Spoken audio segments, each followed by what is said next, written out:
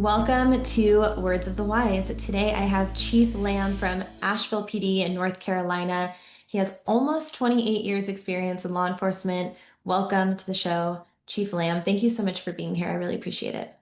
Yeah, Paige, thank you for having me. I look forward to our conversation. I do as well.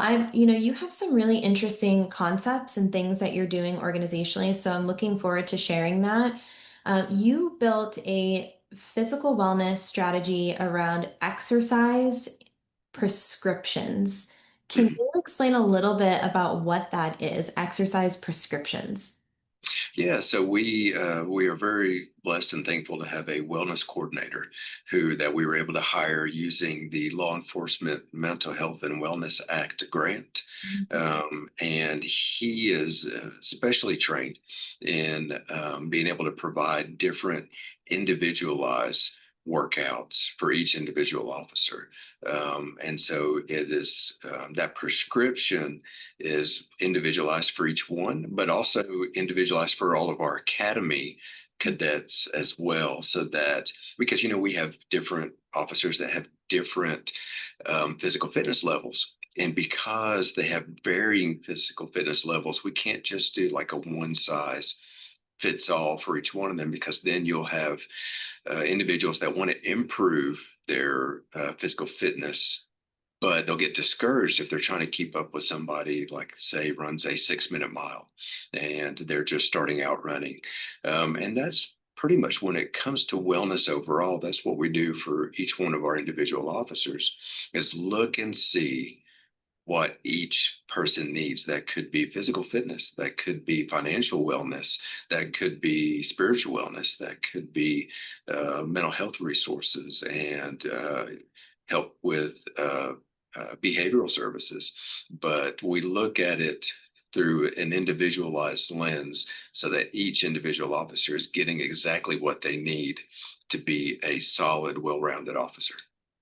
I really appreciate that approach, and I think that you're right. I think that everybody is different, and Mm-hmm. one person might need back pain stuff and Yeah. one person might need something else, and I think the more that you can really kind of zoom into each individual person and give them the resources that they need, it's also going to make them feel valued as an Yeah. individual. And it doesn't feel like a check the box type Yeah. situation. It's like, they're looking at me and they're recognizing the things that I need to be the best version of myself. And so I know that that's a bit more challenging than like a Yeah. blanket approach, but I do really appreciate that approach. And I'm sure that that makes everyone within the organization feel valued. Have you had any feedback about that where people are like, wow, okay, thank you. Like this is an opportunity for me to grow as an individual without, like you said, the pressure? Because what I see too is you're right. Like people within this profession are very competitive in the Yes. best way possible. And I think everyone is going to want to try to keep up with each other in a certain way. And that can be discouraging, especially if someone maybe has fallen behind a little Yeah. bit. So having that like open-minded, welcoming approach of like, hey, we're going to meet you where you are. You don't have to compete with everybody else. We want you to be the best version of you and to improve over time. Are you hearing any feedback about the success of that? Yeah, I hear from different officers. But for example, I heard from an officer the other day. We were discussing Helene, Tropical Storm Helene, which I know we'll discuss later. But we offered the reason we were talking about it was just looking back at the services that we had offered, and we had offered a variety of options as far as support services, but also financial services. Some folks had, property that was extremely damaged, furniture that was damaged, cars that were damaged, and he was saying that there was just an overwhelming sense of appreciation from the officers for all of the support that was offered from within the agency and also from outside in the community, and how we were able to coordinate those because each one of the individual officers felt supported in different ways, whether it was from financial support, equipment, food. water. I mean, just, we didn't have the basics of like just having drinking water, um, but also having that emotional support and that behavioral support with having embedded clinicians on the ground also. So it was he was sharing the sentiment of a lot of other officers, and being thankful for having that support during that time when it was critically needed. Yeah. I'm always really interested when I talk to leaders who are really obviously passionate about wellness. I'm interested in kind of diving beneath the surface and understanding why. Why is wellness so important to you? Yeah, so I got hired with the Asheville Police Department in 1998. Did a couple years on patrol. Was Became a member of the SWAT team pretty early on in 2000, and was able to go to some specialty schools. And one of those schools was a general instructor school, and then physical fitness instructor school. And I've had multiple high risk assignments over the years, and so having those opportunities to attend stuff like de-escalation, like physical fitness instructor, and seeing the benefit and value in in those, and how they help me through my career, and how especially seeing officers that had a higher level of physical fitness oftentimes had more resilience when it came to traumatic events, and being able to cope with those traumatic events as well. I think is what really helped me to focus on officer safety and also officer wellness.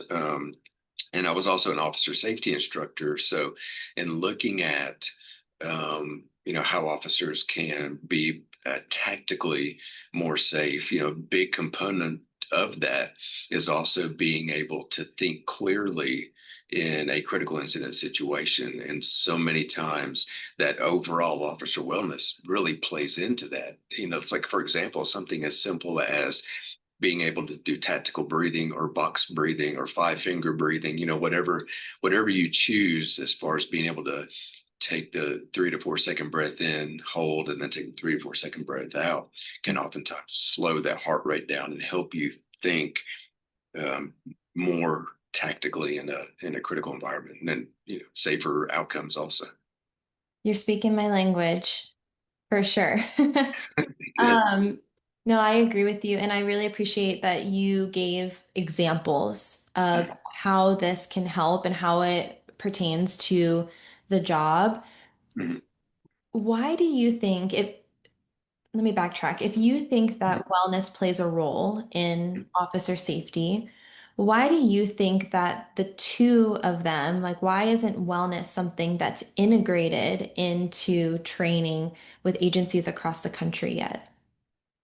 I'm not sure. I'm thankful that we integrate it now, because from early on, we do a pre-academy course, then we go through the basic academy, and then we do a post-academy course. And so our cadets are interacting with our embedded clinicians and also our peer support team members throughout the academy. And then they also have mentors that are conducting check-ins to see how they're doing with the stress at the academy, and what other assistance they may need.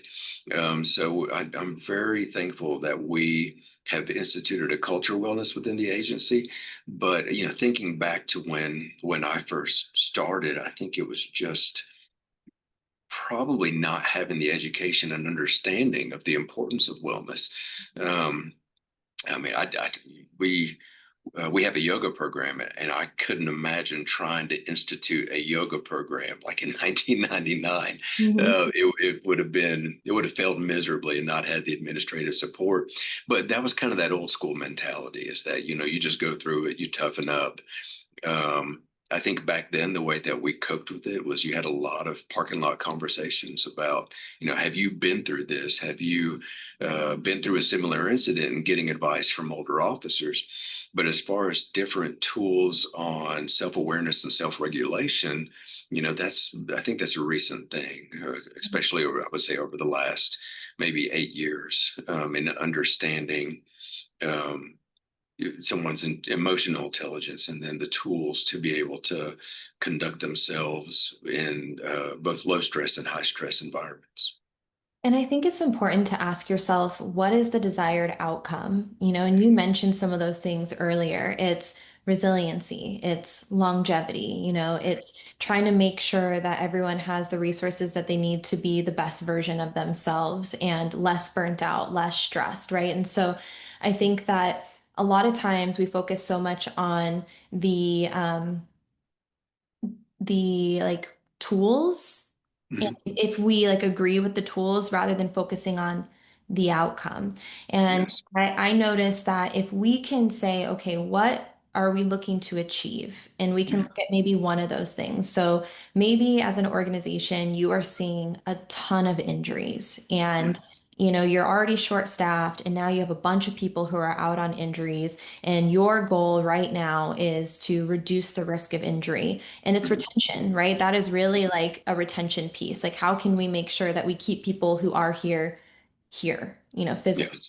Yes. Then the tools that it takes to get there really aren't as important as the outcome. And so Hmm. it's like whatever's going to work, right? Whatever's going to be Yeah. effective for us to get that desired outcome. And I think we can think about that in the mental aspect too. It's like, what is the desired goal? Are you wanting, again, retention? Do you want to keep people there, less stress, less burnt out, better mood, better productivity, Yeah. more effective decision making? Then there are a lot of tools that can achieve that, right? And so it's like, Yes. can you offer as many things as possible, as many tools as possible to reach that desired outcome?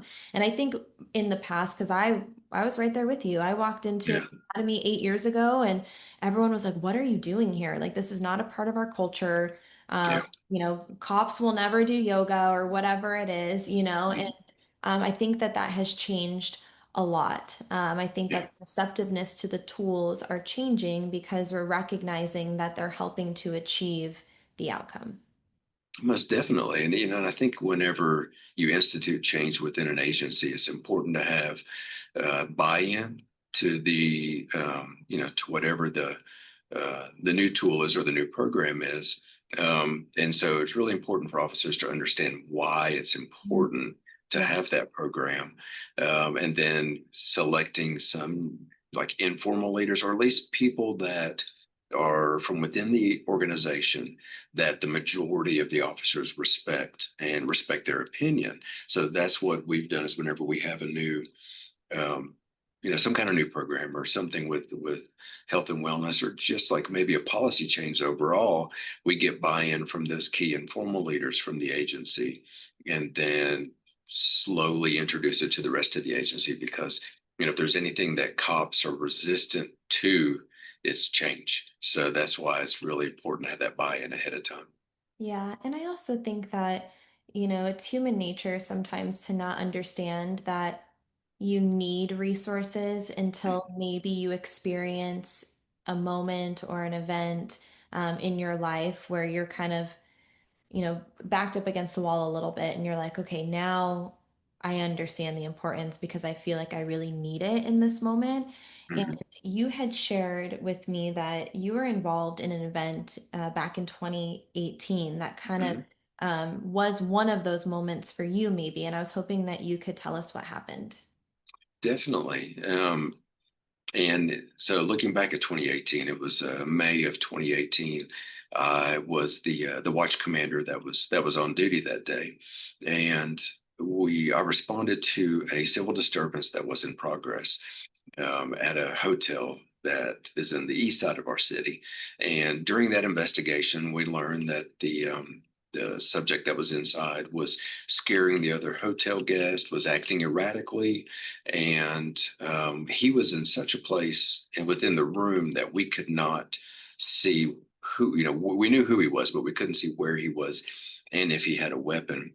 And so I had made the decision to go to the back door where I knew there was a sliding glass door that I could see in to at least see if he had a weapon or not. And unfortunately, I got too close.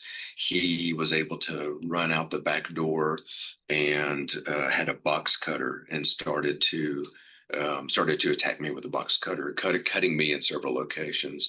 And then I had to use deadly force in order to stop him from attacking me. Um, Thankfully, he did not die. We had an officer that was in training with us, and I shot him probably, I think, about 4 times. And she was able to patch him up. She was a combat medic in the army, just got back from the global war on terror in Afghanistan, and was able to save his life. He later on we learned he was high on meth and cocaine, and it was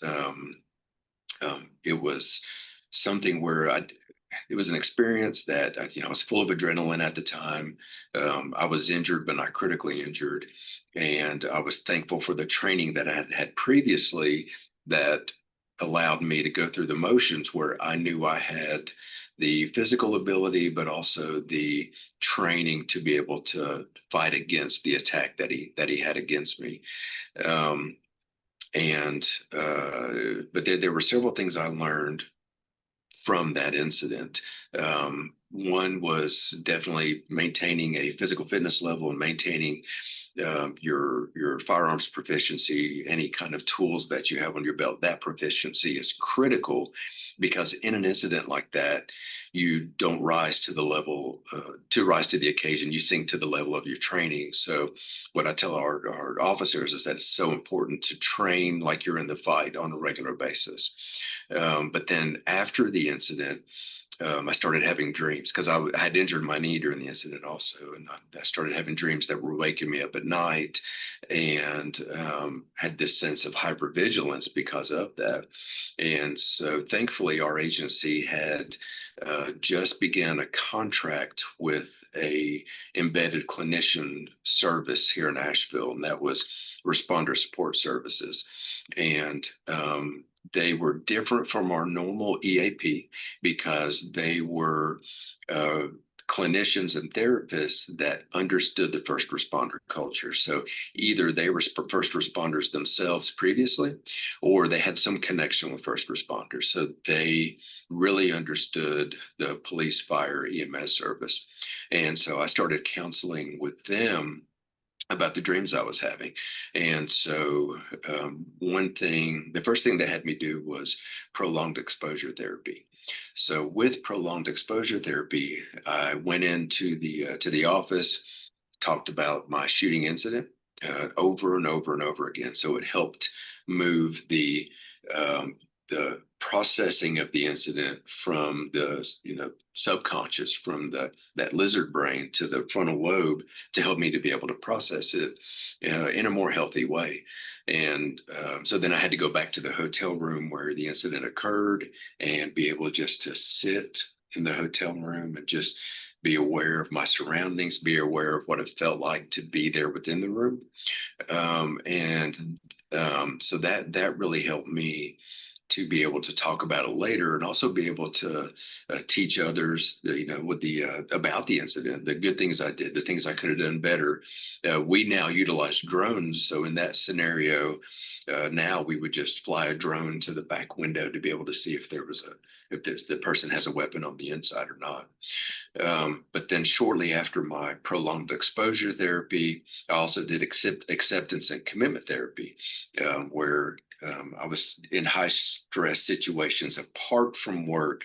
I was starting to do avoidance behavior. And so that really helped me to be able to increase my capacity for what I could take on both at work and then when I was home as well. Because I think with law enforcement, we find where we're totally engaged and 100% in at work, where we have this level of not necessarily hypervigilance, but vigilance, and we're switched on. And then at home, we tend to go down and decompress because of all the events of the day. And so acceptance and commitment therapy helped me to be able to regulate that and then be able to have the tools that I needed in both settings to be able to be optimally the best person that I could be. Thank you for sharing. Yeah. I really do think that our experiences are so powerful, and Mhm. when we have the ability to share that with others, then we have the opportunity to help others feel normal through their experiences, but then they can learn from the things that we went through in hopes that, you know, maybe they don't follow in the same footsteps, or maybe they do. Maybe they Yeah, do need those resources that you explain and they can follow in your footsteps in that perspective. And my question to you is, one, because it sounded to me like what they originally did was they had you relive what happened to you, relive the experience in order for you to process and be able to move forward. And you yes, mentioned that these were people who were, we'll use the word culturally competent, right? They were yes. people who understood what you were going through in your specific profession. Do you think that that's important? Do you think that that was instrumental for you to be able to process and go through it, that you were working with individuals who had an understanding of your profession? Definitely. And I think it's especially key within law enforcement because, law enforcement officers interact with people that lie to them every day. And so, in some regard, during an investigation or whatever, law enforcement officers are generally skeptical of of different people, and that's just part of who we have to be in order to conduct investigations. And so, I think it's important that whatever service, especially embedded clinicians, be somebody who is culturally competent, knows the lingo, is not judgmental, and is genuine as well, because officers read people on a regular basis, so they can really see when somebody's being disingenuous with ever offering help. So I think that's it's critical that embedded clinicians be able to understand that law enforcement and first responder culture. Yeah. It's interesting because one of the things that I was hearing, like, I am not a clinician, that is not my expertise at all, but I've had a lot of conversations, and some of the things that I heard was that law enforcement agencies who weren't using clinicians who had an understanding said that they felt like they were traumatizing the clinicians even more. And then Mhm. also there were some people who experienced clinicians who were not giving the resources for officers to be able to stay in the career and to move forward. They were like, nope, you're broken. Like, you should probably leave.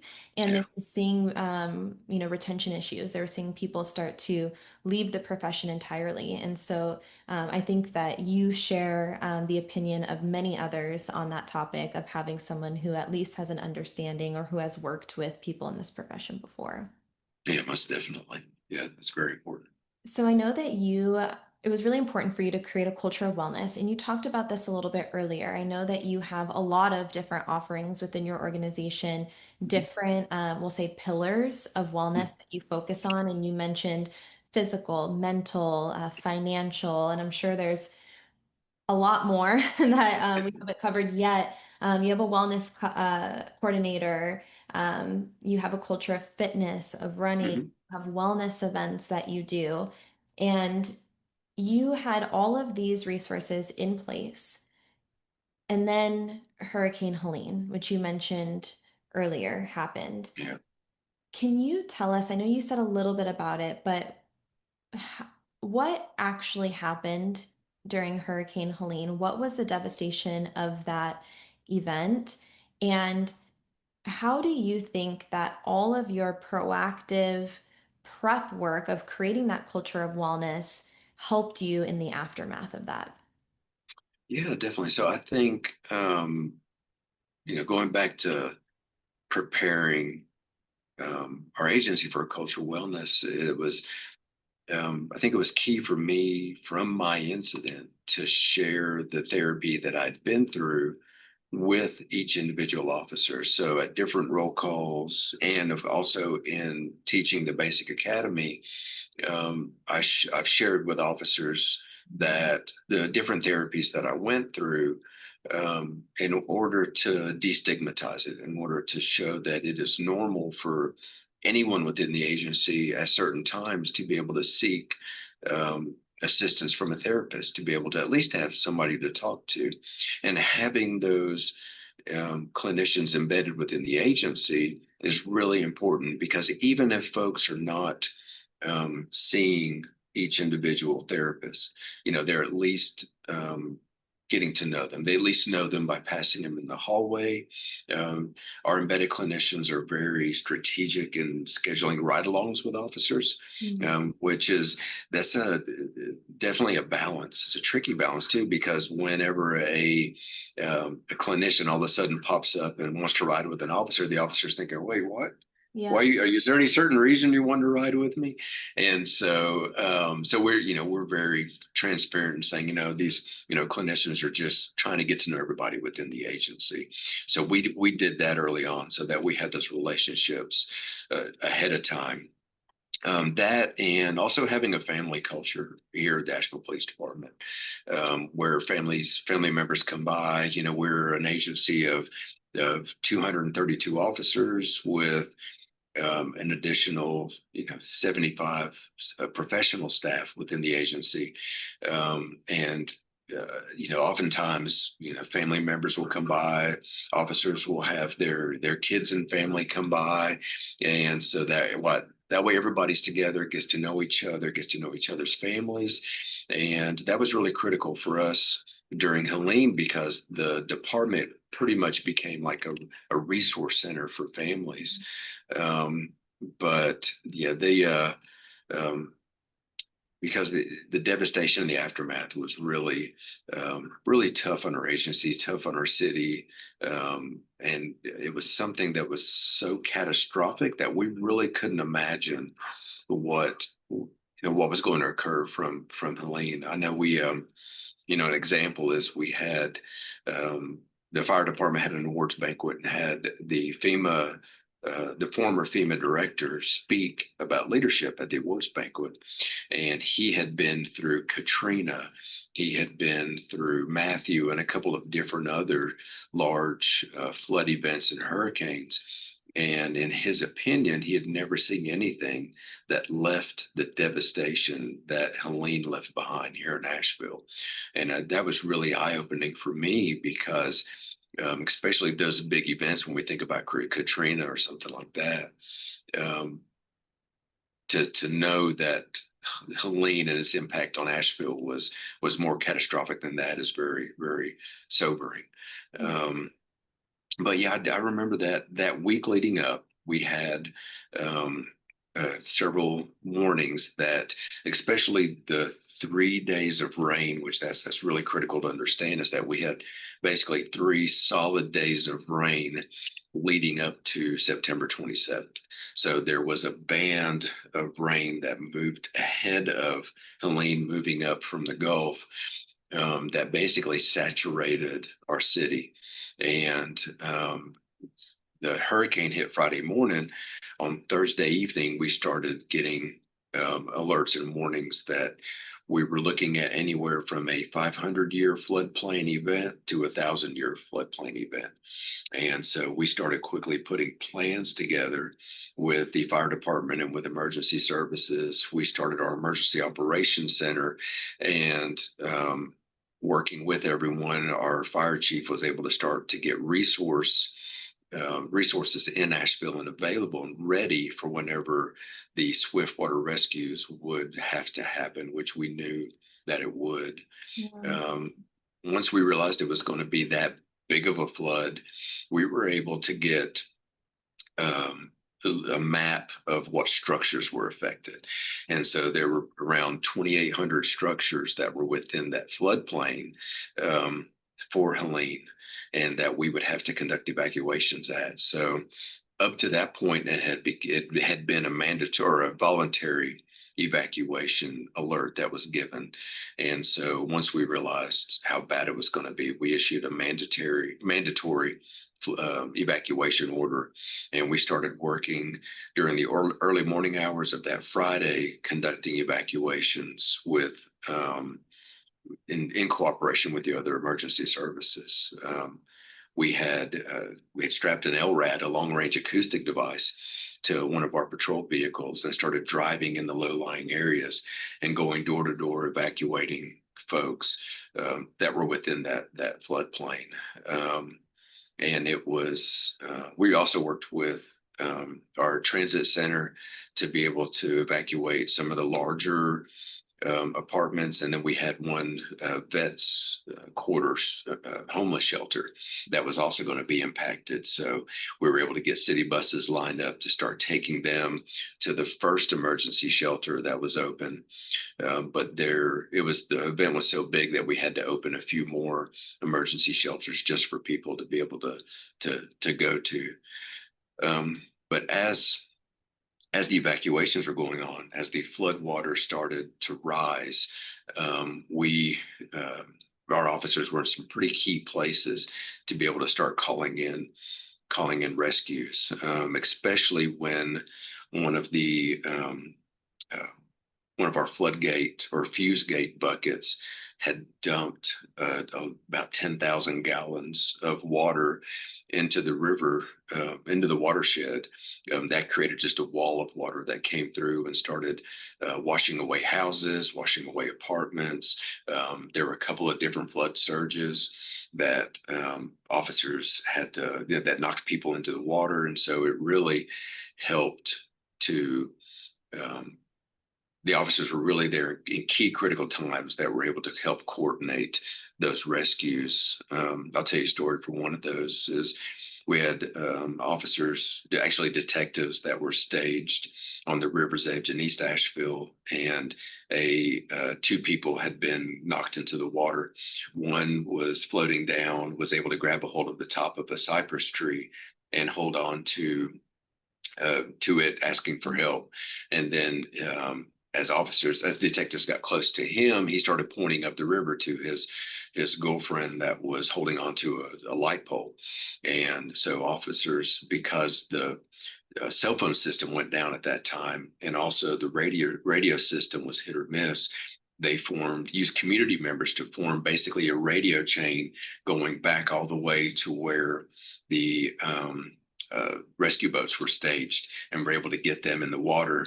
And they were able to rescue the female, and then they were trying to get to the male, but the storm surge was so strong that the engine on the rescue boat wasn't able to keep up with it, and then a chunk of concrete hit the boat. It capsized, so those rescuers went into the water, and one of the guys that was on the side had a rope bag, and he threw the rope bag out, missed one of the guys at first, but then the detectives described it as kind of a Hail Mary pass where he just reared back, threw it, and was able to get it right past the rescuer that was remaining in the water, and he was able to grab a hold of it and pull himself, and they were able to pull him out of the water and rescue him. um, but it was, when I was out in it that morning, I'm an Asheville native, born and raised here, and there are buildings that I saw that were completely underwater that I would have never imagined would have been completely underwater. I mean, our the flood level in the Swanano River was 30, I think it was 27 feet, almost 30 feet high in places. So, you can imagine a river and then it being 30 feet above what you're normally used to seeing. Um, and it was hard for the officers too. There were a couple of folks that they identified and were really trying to rescue, but that they couldn't get rescue boats to them on time. So it's that feeling of helplessness that officers had to deal with as well. Um, so looking at the aftermath now, for weeks we had to go out with recovery teams and try to help do, after the rescues, to help do the body recoveries. And so it was so critical for us at that time to have those embedded clinicians that were able to go out with those teams to look through debris, look through cars that were washed away, look at the riverbeds. Some bodies were found up in trees because the water was so high. And to have those services with us, supporting us, was key in those moments. It doesn't even sound like real life. Like Mhm. as you describe that, that sounds like a movie. Like that doesn't sound real. I can't even imagine what you guys went through. And I remember this happening because Mhm. work with a couple agencies in North Carolina, but I remember talking to people as this was happening that were on the outskirts, sending resources in to try to help, you guys and everyone who was affected by it as much as possible. And I've heard about the devastation, and it still, to me, to this day, does not sound real. And, we talked about this a little bit before, but the thing about wellness is that you never know when you're going to need it.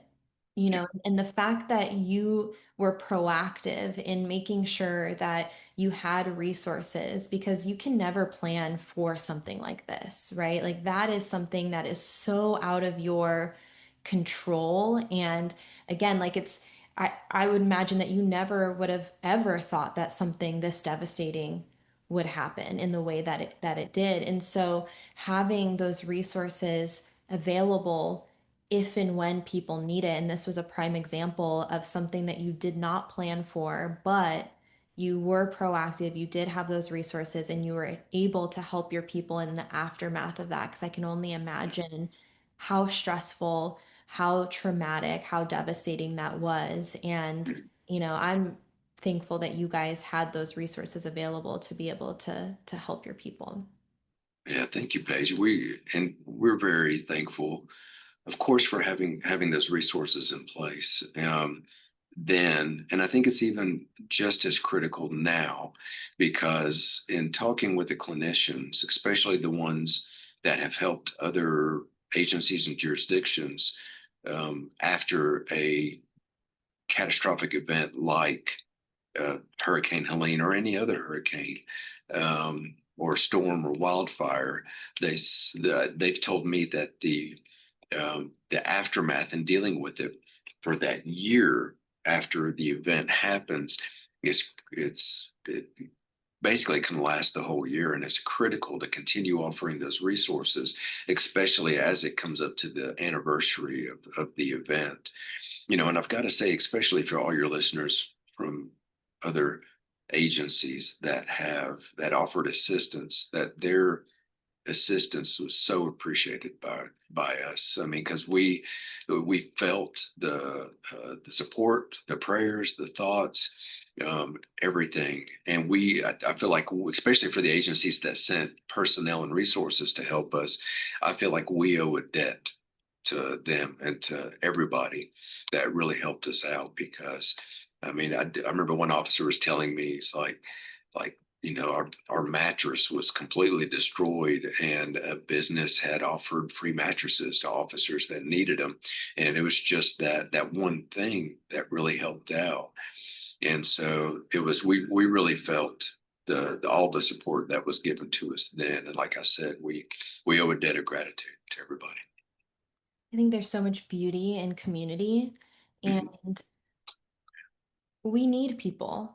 Like as people, we need people, and I do think that you start to see the strength of that community come together during devastation and hard times.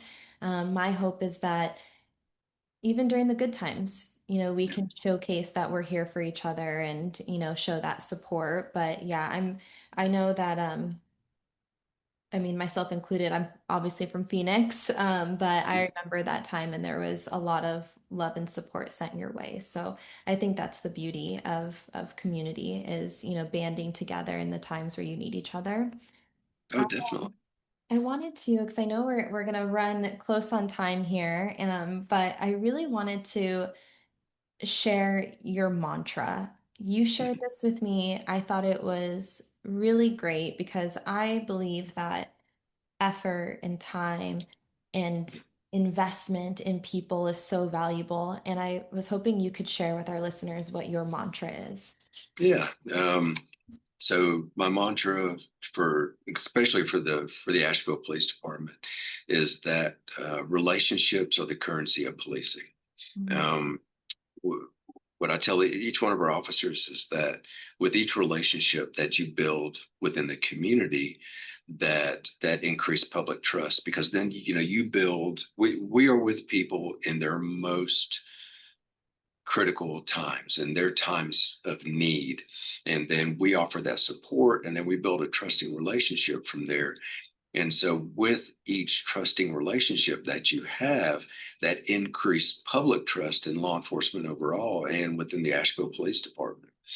And but it's the same thing within the agency also. Whenever we all supervisors and officers build trusting relationships with each other, that's how we help um, officers feel supported. That's how we help increase morale, and that's how we make a better agency that feels supported.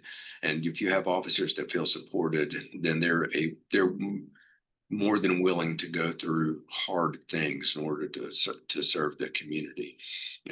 So that's why I always encourage my command staff, executive staff, and different supervisors to spend time building relationships, not just in a supervisory setting or a law enforcement setting, but take time to build your teams.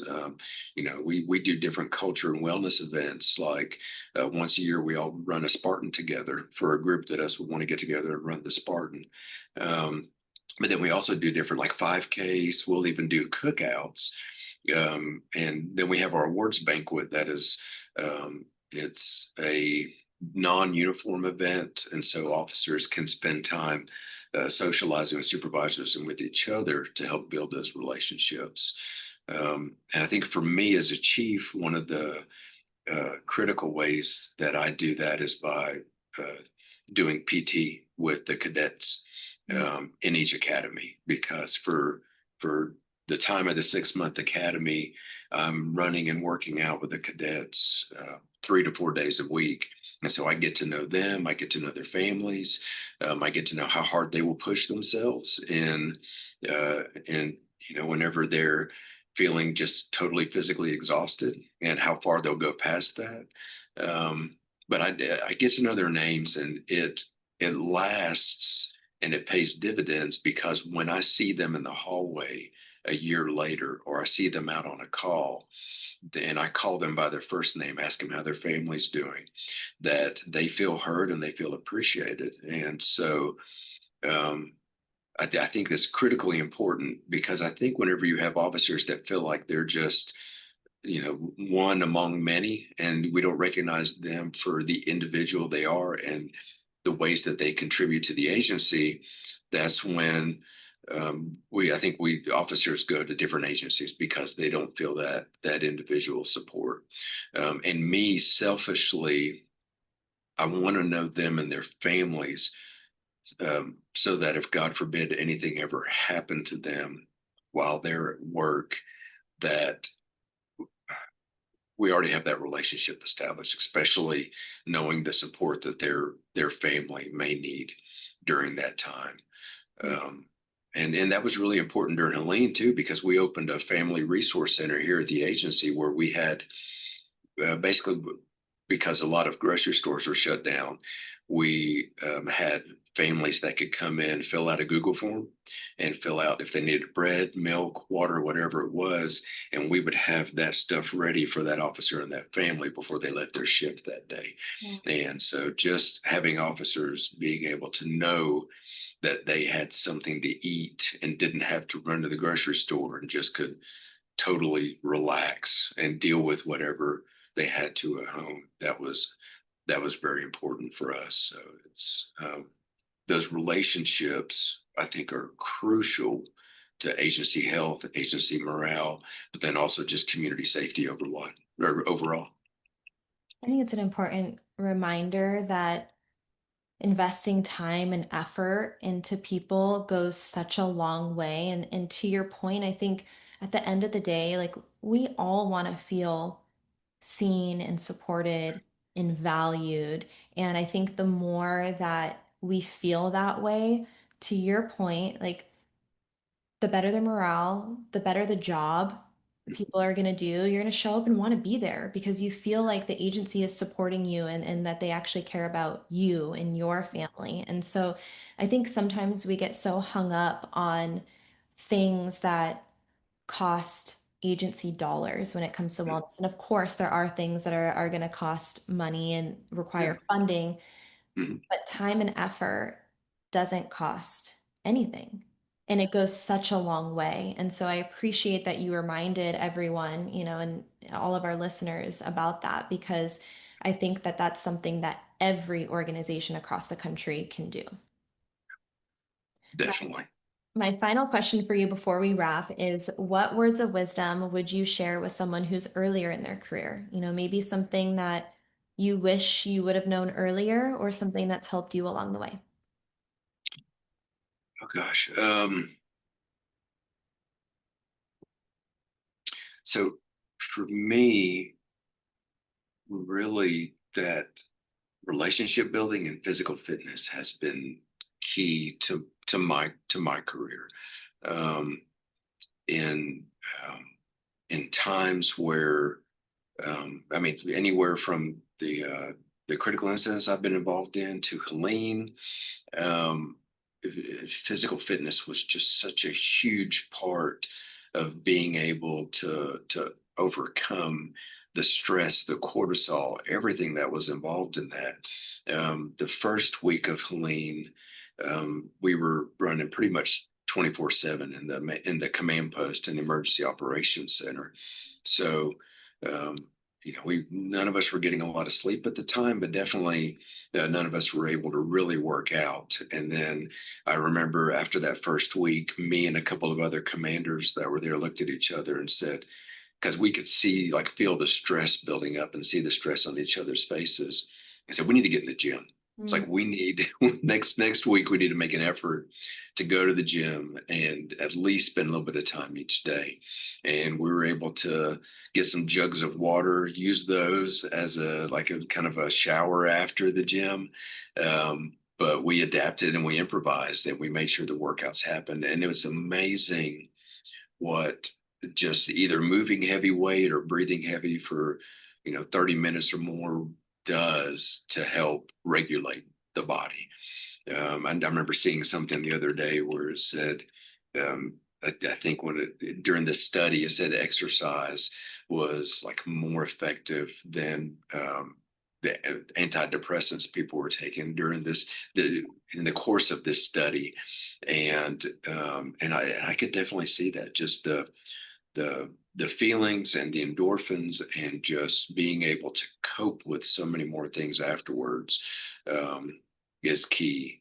But then, the relationship building and just being able to talk with somebody about your experiences, about your struggles, learning insights from each other. It's like, the conversation that we're having right now is huge, and that we're learning stuff from each other, but also other folks that will listen to this are learning from us as well. So I think it's just really important to take the time to be able to have those conversations and do relationship building also. Thank you.